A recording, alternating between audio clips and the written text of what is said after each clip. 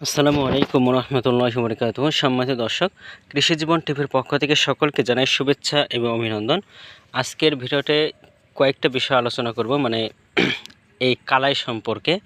তো এই কালাই সম্পর্কে প্রথম যে জিনিসটা আপনাদেরকে বলতে যে এখন কোন কালাইটা আপনার লাগালে সবথেকে বেশি লাভবান হবেন।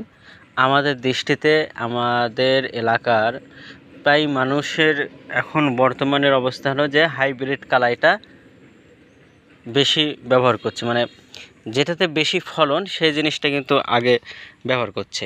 আগে তো দেখা যাচ্ছে যে দেশি কালাই বা এগুলান বেশি ব্যবহার করতো, কিন্তু এখন সেটা না, যেটাতে বেশি ফলন হচ্ছে সেটাই। শুধু এটাই না, সব জায়গাতেই চাই যে কৃষকরা যেন বেশি ফলন পায় সেই জিনিসটা করে। মেন বিষয়টা হচ্ছে যে কালাই যারা করেছেন তাদের কিভাবে ফুল বেশি আসবে এজন্য কিছু জিনিস প্রয়োগ করতে হয়। আগে তো মানুষ শুধু কালাই বুনে রেখে দিত, তো ওইভাবে কালাই হয়ে যেত। কিন্তু এখন বর্তমান সময়ে কোনো আবাদ, কোনো ফসলই কিন্তু বিষ ছাড়া কিন্তু হইতেছে না। প্রত্যেকটা ফসলে কিন্তু বিষ প্রয়োগ করাই লাগতেছে বা ওষুধ প্রয়োগ করাই লাগতেছে। তো এই কালাইও কিন্তু তার ব্যতিক্রম না। এই যে এখন কালাইয়ে ফুল আসছে, দেখতে পাচ্ছেন যে ফুল এসেছে কালাইয়ে। কালাই কিন্তু আপনার গাছ কিন্তু লতা হয়ে উঠে গেছে, এত বড় বড় গাছ দেখছেন, লতা গাছ কিন্তু লতা হয়ে উঠে গেছে এবং লতাতেও কিন্তু ফুল এসে গেছে এবং কি পরিমাণ ফুল আসছে আপনারা দেখতে পাচ্ছেন। এবং কালাই কিন্তু ধরে গেছে, এটা হাইব্রিড কালাই।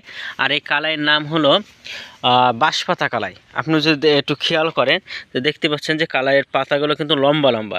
দেশি কালাইয়ের পাতা কিন্তু এরকম লম্বা হয় না, গোল গোল হয়। আর এটা কিন্তু বাঁশপাতা কালাই। এই কালাইটা সব থেকে বেশি ফলন হয় এই কালাইয়ে। তো আপনাদেরকে যারা কালাই করেছেন তারা চেষ্টা করবেন যে লেদা মারা বিষ এবং সাথে সাথে লিটোসিন বা এই জাতীয় ফুলোরা বিষগুলো আপনারা বেশি প্রয়োগ করবেন, যাতে ফুল জালি বেশি আসে। এই যে ফুল দেখতে পাচ্ছেন, এই ফুল জালি যেন বেশি আসে সেজন্য কিন্তু আপনারা এই বিষটা প্রয়োগ করবেন। তাহলে কিন্তু আপনার ফুল আসবে এবং ফল বেশি বেশি ধরবে। আর সাথে সাথে ফুলওরাও একটু মারার চেষ্টা করবেন, তাহলে কালার জন্য আপনার ফল আসার ক্ষেত্রে একটু ভালো প্রয়োগ হবে। তো ভিডিওটি ভালো লাগলে অবশ্যই চ্যানেলটি সাবস্ক্রাইব করে পাশে থাকবেন। ধন্যবাদ সকলকে। আসসালামু আলাইকুম রহমতুল্লাহি ওয়া বারাকাতুহু।